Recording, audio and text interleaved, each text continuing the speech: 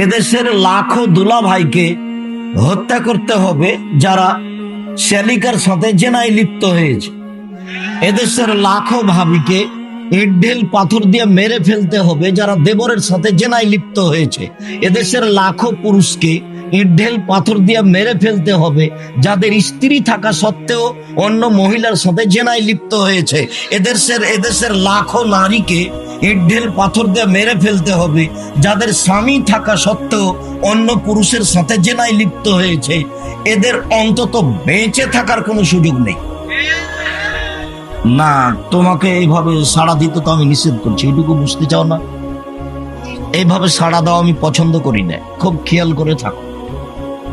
আর যারা সাড়া দিচ্ছ তোমার মোবাইলে তো ল্যাংটা মেয়ে নাচে, তুমি একটু শরম করো না কেন? তুমি একটু শরম করো, লজ্জা করো, ইতস্তবোধ করো।